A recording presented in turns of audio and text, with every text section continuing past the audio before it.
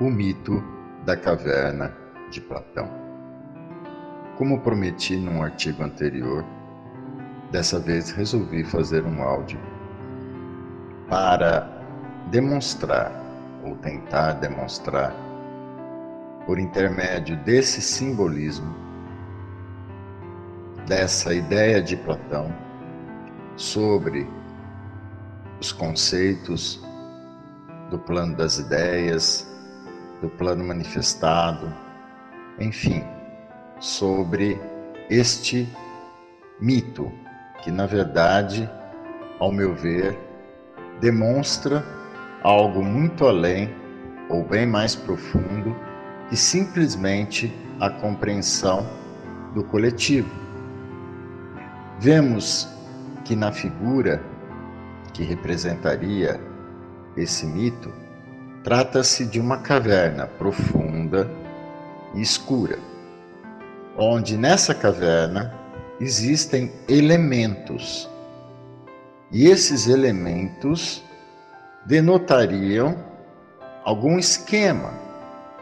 É evidente que na área da filosofia, tal simbolismo pode ser retratado de várias maneiras.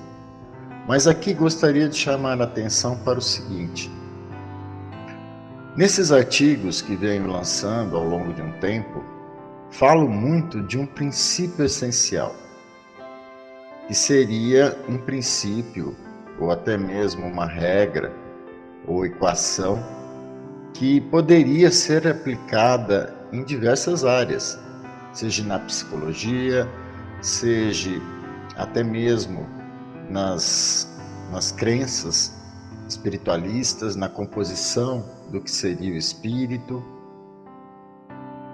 enfim, em diversas áreas poderíamos encontrar algo similar. Voltando ao mito da caverna de Platão, vamos tentar visualizar essa imagem. E aqui eu chamo a atenção para que defendi ao longo desses meus artigos a ideia que o nosso espírito seria formado por uma essência, uma centelha divina, algo que já é muito estudado nos meios espiritualistas, que este seria envolvido ou teria um invólucro de natureza mental, e que esse invólucro distorceria, esse invólucro causaria uma interferência ou distorceria a energia, se assim podemos compreender. Então teríamos um princípio, uma energia, uma fonte de energia, passando por um corpo de interferência e se projetando, e se emanando, e se plasmando no mundo das formas. Se aplicarmos a psicologia, teríamos a força e o sentimento. O corpo que promoveria a interferência seria a mente. E logo teríamos na emoção a manifestação. Como citei anteriormente, isso se faz a nível de ondas, a nível de vibração, a nível eletromagnético, enfim, algo que já é muito bem estudado. Mas se olharmos para essa figura, vemos alguns elementos similares. Primeiro, vemos uma caverna. Existem duas realidades, inclusive tem duas figuras, né? O sentido da caverna é uma caverna profunda. Então teríamos uma entrada, né? E na primeira figura vemos uma pessoa olhando para fora. Dentro teríamos a fogueira, que ao redor dela vemos que não há pessoas. Em qualquer uma das figuras não existem pessoas ao redor da fogueira. Seria um espaço livre. E depois vemos um grupo de 3 pessoas segurando uma espécie de estandarte. Esses estandartes seriam um agente que geraria uma interferência nesses raios de luz, digamos assim, no caso da fogueira. E vemos uma parede ao fundo sendo projetado formas, que na verdade seriam sombras. À frente desse grupo que promove essa distorção, temos um muro. E bem à frente do muro, temos algumas pessoas olhando essas formas projetadas no fundo da caverna. O interessante é que podemos sim fazer uma analogia de que o mundo manifestado é uma projeção, que a nível até coletivo, né, como funciona a coletividade, no sentido de se projetar e ficarmos, às vezes, presos, mergulhados nessa caverna escura. Mas aqui eu trago um sentido não de coletividade, mas um sentido de individualidade. Se a gente pegar qualquer imagem aí que hoje achamos na internet sobre a composição do espírito, por exemplo, falamos muito em centelha divina. A centelha divina, né, como o próprio nome já diz, uma centelha, ela emite luz, energia. Logo falamos de que existe um corpo mental. E eu defini que nesse corpo mental, que tem a dualidade mente, racional e emocional, existe um corpo mental primário, que foi aquele corpo que foi criado em essência, que nos deu inclusive o status de seres individuais. Seria o que eu digo o ego positivo. Seria aquela mente simples, como está na Bíblia, né? Fomos criados puro e simples. Puro seria centelha, e simples seria na composição dessa grade mental primária. Se olharmos a figura, veremos o fogo, entenderíamos que esse fogo é a centelha divina. Logo, vemos aquelas pessoas segurando o próprio estandarte bem atrás do muro. Podemos entender que, se transferirmos essa realidade para o corpo mental, seja ele espiritual ou até mesmo físico, né? Porque eu apliquei essa ideia também na psicologia, vemos que esse muro e essas pessoas e essas formas que seriam projetadas no fundo da caverna, nada mais é do que o muro do ego. Isso retrata o muro do ego. As construções, as formas, pensamentos, o conteúdo de nossa mente sendo projetado para o exterior. Lembrando que o muro do ego retrata também, principalmente do ego negativo, o sentido da ilusão. Então, nós vemos bem à frente do muro pessoas olhando as formas. Poderíamos entender no aspecto individual que são os sentidos humanos, os sentidos ainda privados de uma consciência sobre a nossa própria essência, sobre a nossa própria composição. Então nós vemos ali pessoas sentadas olhando aquele mundo manifestado, que seria voltado, inclusive, para o fundo da caverna. E aí a gente vê uma outra polaridade, a parte superior, onde podemos entender nas figuras que são apresentadas que isso poderia representar o paraíso, o verdadeiro plano de existência. E é muito interessante porque vemos esse movimento. Algumas pessoas lá dentro olhando e outras já querendo ir para fora da caverna. E vão para fora da caverna, como o mito de Platão, e uma pessoa enxerga aquele plano, aquela realidade. Lá vemos o sol, outra fonte.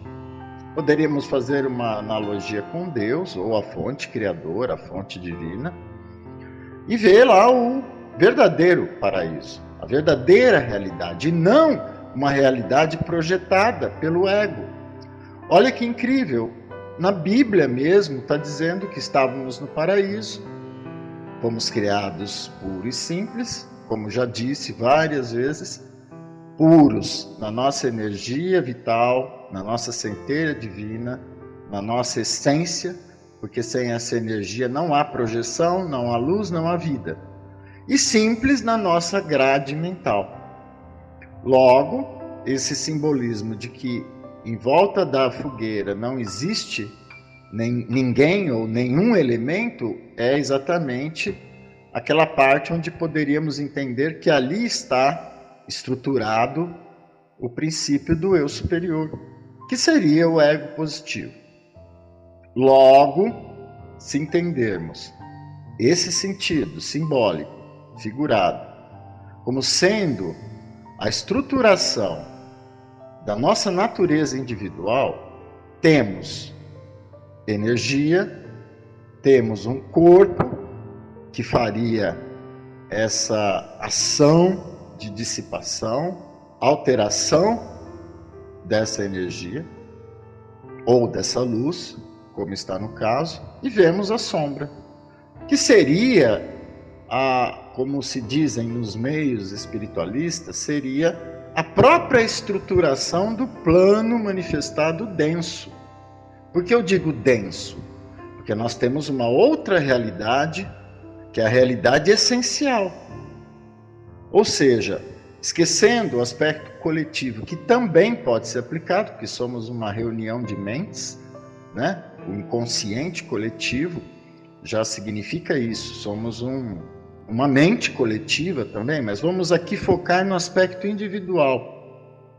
Nós vivemos que, em suma, existe uma luz, um elemento dissipador ou de interferência e uma projeção.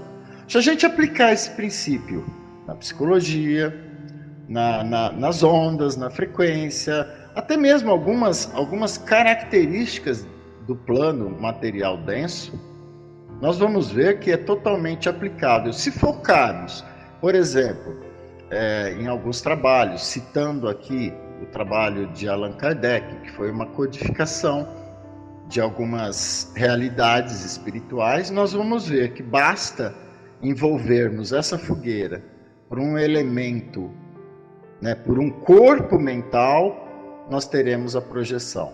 Essa projeção se faz como? Em ondas, né? em emanações eletromagnéticas, em energia. Isso é muito difundido, né, nos meios religiosos em geral, também com uma certa conotação nos meios filosóficos. E por que não entender que é uma lei que regeria o plano manifestado? E é assim que eu desenvolvi uma série de conceitos e fui elaborando, porque eu entendia que se existe alguma lei, alguma regra, algum princípio básico, principalmente a nível individual, a gente poderia aplicá-la em diversas áreas. É lógico que levando em conta a natureza da manifestação. Se a gente falar a nível espiritual, nós temos a centelha divina, o corpo mental do espírito e uma projeção que seria o que muitos dizem, essa projeção, essas ondas, elas iriam plasmar no exterior a realidade que estamos, vamos dizer assim, nutrindo na nossa mente. O que seria a consciência? Seria nós recobrarmos ou nós descristalizarmos esse muro do ego, os pensamentos equivocados, reencontrarmos, reconectarmos com a nossa própria natureza, com o nosso eu superior, lá como está no princípio.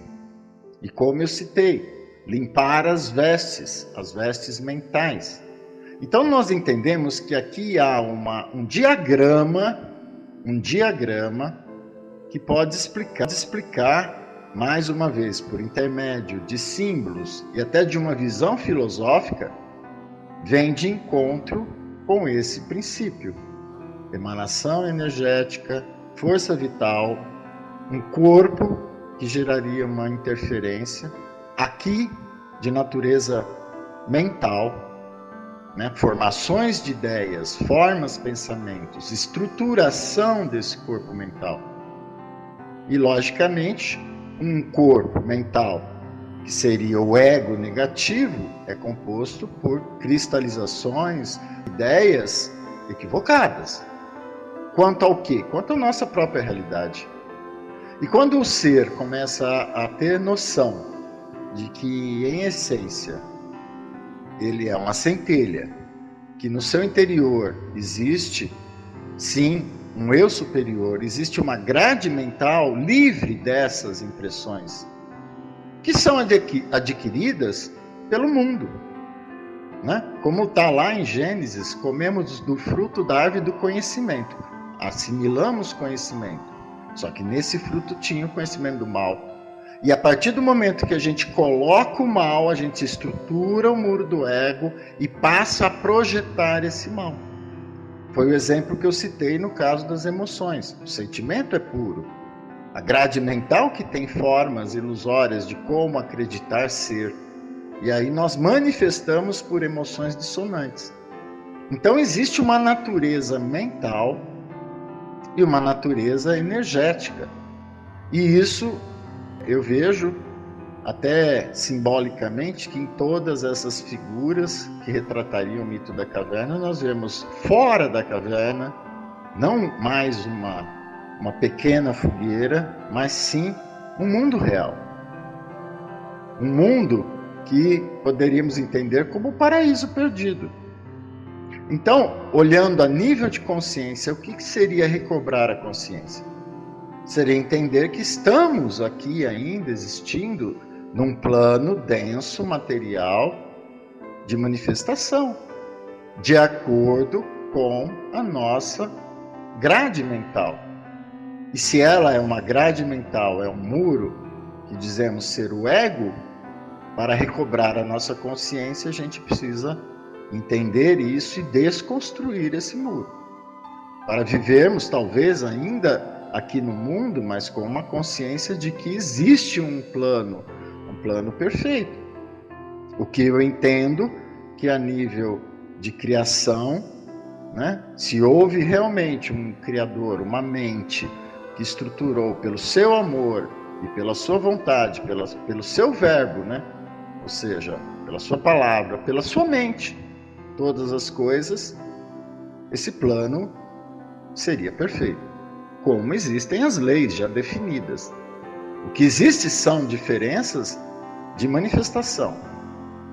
Mas aí a gente pode trazer que todas essas manifestações estão inerentes a um sentido ilusório. É quando saímos do paraíso e fomos convidados a entrar nessa caverna, que é o mundo material denso. Para quê? Para ir testando o muro das nossas criações mentais, daquilo que a gente assimilou, né, do fruto proibido, né, que é a compreensão de algo que não é real diante da criação de Deus, e assim a gente passou a projetar isso. A gente passou a cocriar essas formas no fundo da caverna. E quando cocriamos irrealidades, ilusões, somos convidados pela vida, pelas experiências, a se desiludir. Então, num aspecto individual, eu digo que o mito da caverna nada mais é do que a compreensão da nossa natureza essencial, da nossa natureza mental, de como manifestamos essa energia. E digo mais, se o universo tem um Criador, um ser, um princípio inteligente que estruturou todas as coisas, e assim o fez de uma forma interrelacionada e harmônica, com certeza esse mesmo princípio básico pode ser aplicado em vários aspectos. Basta citar, né, na luz, na interferência que ela sofre, etc. E hoje nós estamos ainda adentrando no mundo da partícula. E já vemos que a partícula é capaz de reagir dependendo da interferência que ela recebe. Mas isso vamos deixar para um próximo artigo. Aqui eu gostaria de dizer que esse conceito não é novidade no sentido de que, como eu citei, crenças espiritualistas, filosofias espiritualistas, até mesmo religiões que têm uma visão mais próxima disso, vão encontrar total afinidade. Como podemos aplicar até mesmo o psiquismo humano, entendendo o que seria ego positivo, ego negativo, os sentidos que reconhecem uma realidade que na verdade é uma irrealidade, mas que a caverna existe, a projeção existe, mas existe um plano, uma outra realidade. Tudo isso podemos entender que ocorre no plano das ideias, porque tudo é manifestação, desde o princípio, de uma fonte inteligente, sábia. Se tudo é estruturado por uma fonte inteligente, houve um projeto inteligente. E as nuances desse projeto podemos encontrar, como eu digo, provavelmente até mesmo dentro de uma partícula. Ou mesmo nas relações entre energia vital, força, motriz, uma interferência de um corpo e uma manifestação, uma projeção por intermédio de vibrações, por intermédio de campo eletromagnético, etc. Basta olhar o sistema solar, que no caso, a grande fogueira seria o Sol.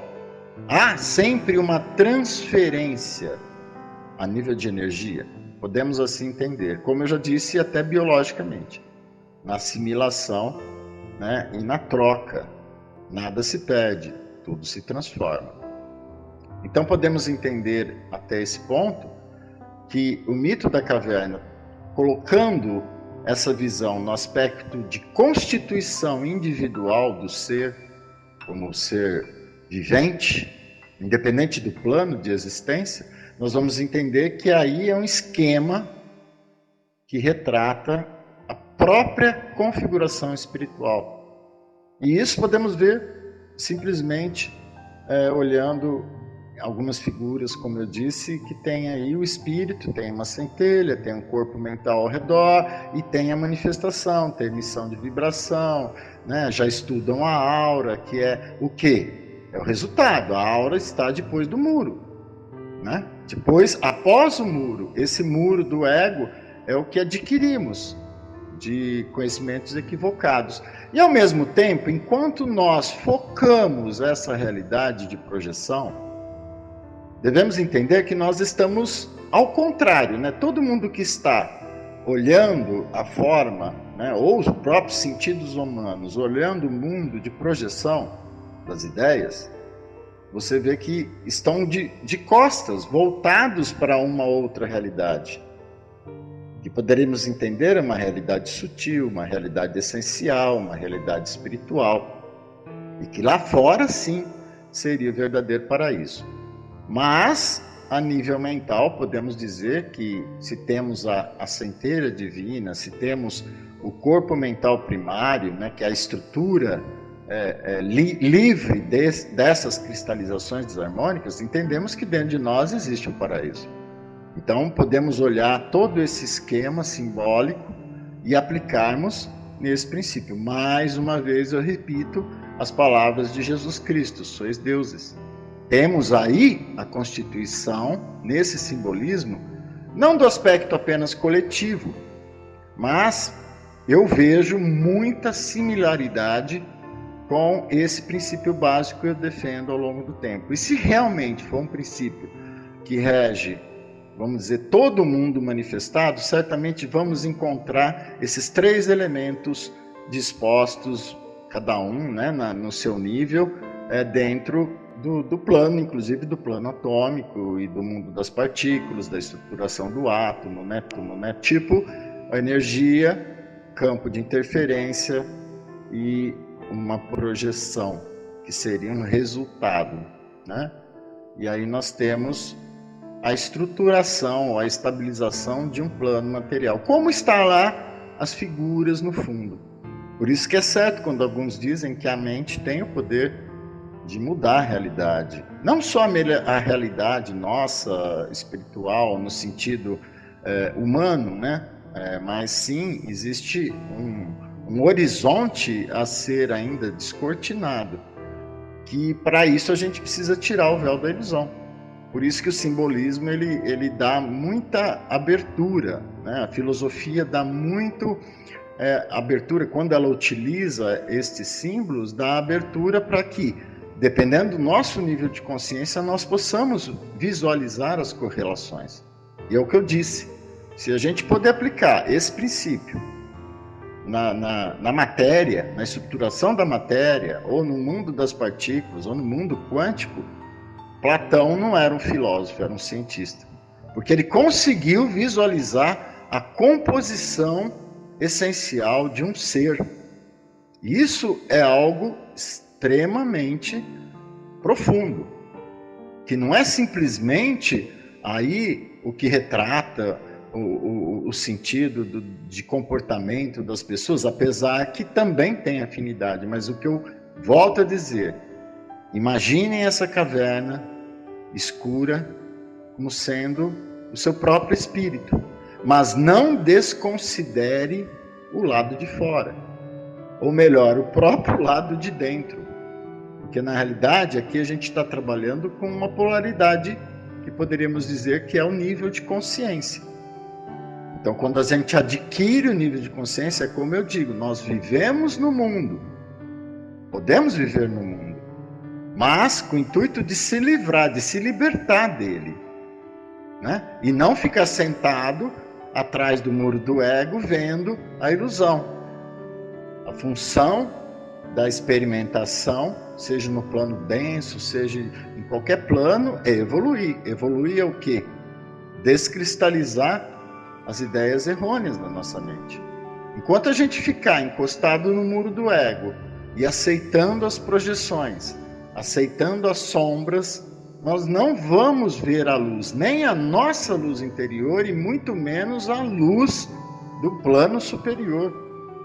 Que na realidade, lembro a vocês, né, cito a Bíblia novamente, que Deus criou tudo por amor. O amor aqui simboliza o sentimento e a energia vital. Para ele criar, ele precisou de uma grade, de um agente para estruturar essa ideia no plano manifestado. Logo entendemos que assim fomos criados à imagem e semelhança do Espírito de Deus. Então devemos admitir que por essa ideia temos a energia e temos essa grade de interferência, que no caso é o corpo mental. E ele se estende aos planos de manifestação, seja no plano sutil, seja no plano denso. Temos a mente física, que segue princípios. Então, é o que eu volto a dizer, se essa é uma regra básica, podemos aplicar em praticamente todas as coisas. É lógico, fazendo a adequação, porque é um mundo estruturado de acordo com um código, né, de um projeto, não é simplesmente ao acaso. Como eu lembro da frase de Einstein dizendo, Deus não joga dados no universo, né? Então, quer dizer, tudo teve um motivo para ser, nada é o acaso. E hoje nós falamos de sincronismo, hoje nós vemos estudar as interferências dos corpos celestes. Hoje não, porque muita coisa já vem sendo dita há milênios. Quem foi Platão? Em que época viveu Platão? Foi lá muito antes de Cristo. Foi um filósofo. Então, como que uma pessoa lá atrás conseguiria visualizar A constituição espiritual, sendo que Allan Kardec foi, vamos dizer assim, codificar, estruturar esse pensamento, foi colocar essa ideia, né, retratar essa ideia como composição espiritual somente em 1800, depois de Cristo. Então vamos entender o quilate dessa consciência de Platão. O que ele estava visualizando? A própria estruturação da nossa essência como seres espirituais. E aí está a figura, bastando apenas que a gente entenda e faça a substituição dessas formas, compreendendo que aqui é o esquema da estruturação da vida no sentido individual. É lógico que com uma correlação, né, a nível mental no sentido coletivo, que temos a mente coletiva. E é isso que eu gostaria de ter passado para vocês, porque em determinado ponto eu me questionei aonde eu poderia encontrar somente nas crenças religiosas, aonde na filosofia poderia fundamentar essa ideia desses princípios, deste princípio, né, de energia, interferência e projeção. Exatamente no mito da caverna de Platão. Por isso que eu digo, se tudo isso for confirmado, inclusive pela ciência, ser esta uma regra comum, Platão deixa de ser filósofo e passa a ser cientista. Né? Tá certo que ele não deu o bolo, a receita do bolo completa, né? Mas cabe a gente a fazer as devidas adequações. Paz, amor e luz. Gratidão por ter assistido. Se gostou do vídeo, dê um like, compartilhe e subscreva o canal para receber notificações acerca de novos vídeos. Namastê.